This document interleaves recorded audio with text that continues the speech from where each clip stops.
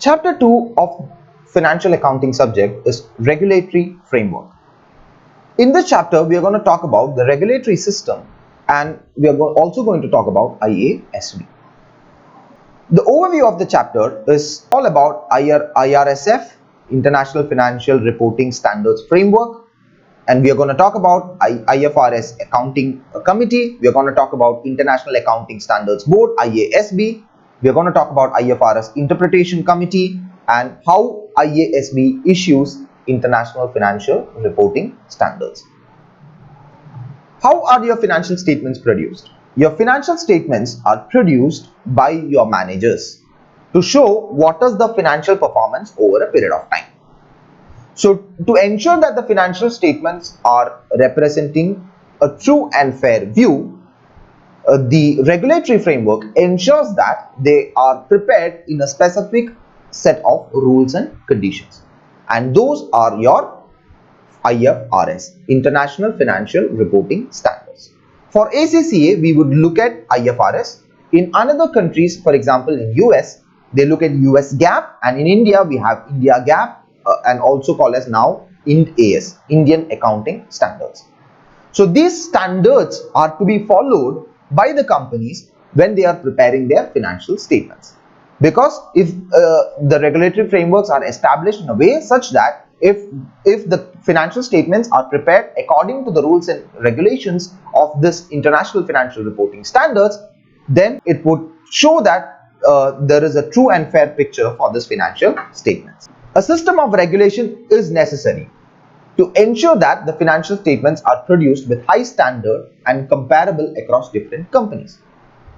So that's why your international financial reporting standards are very important, because they provide uniqueness and also helps all the companies to compare against their financial statements which are produced by various other countries.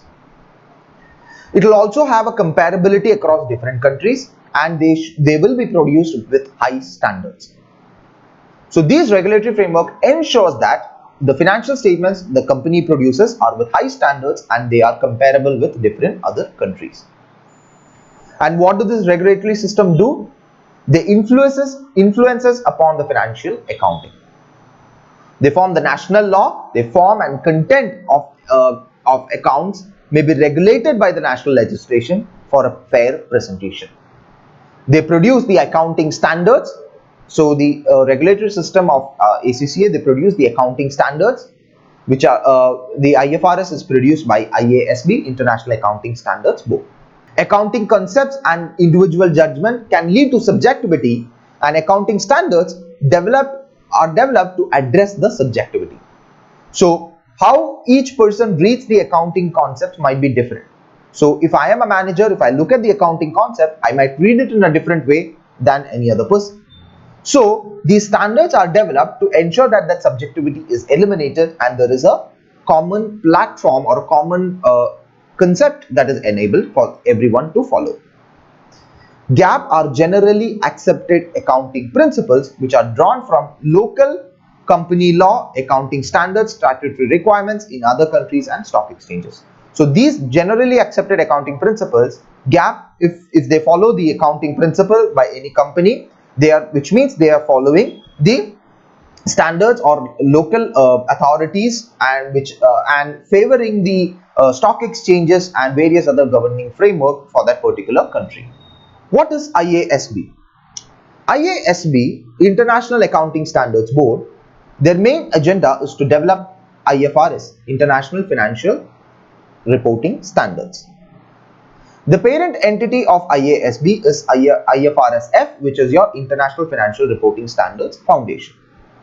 What are their objectives? Is to develop a single set of high quality, understandable and enforceable globally accepted IFRS through the standard setting body IASB. They would promote the use and rigorous application of these standards, take account of the needs of emerging economies and SMEs, bring about the convergence of national accounting standards and IFRS to high quality solutions. So why do you need these standards? To ensure that all the companies within this framework are following the same set of practices. Let us say that you are in UK and you are running a business. You have another company which is in UK, and if you follow two set of practices, it will be difficult to understand and identify which one is correct. So it is very important that across a specific globe, you follow the same set of practice and ensure that whatever you are producing as in your financial information are very easy to understand by the users. As we have seen in the previous chapter, not all users are experts of financial statements. For example, there could be investors. He might not know much about the the financial statements, but he still need to understand what is reported. So it is very important that these international financial reporting standards are simple and easy to understand by any layman of the country. It is also important that these standards are established in a way so that it is comparable with other companies, and all the company would produce a single unique system for everyone to easily use it in their books of accounts. What does IASB does? IASB is the parent concern is IFRS. So IFRS appoints IASB, and IASB reports to IFRS Foundation.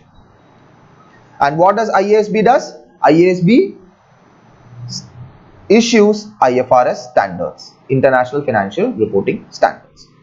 There is a monitoring board which appoints the IFRS Foundation, and the IFRS Foundation reports to the monitoring board.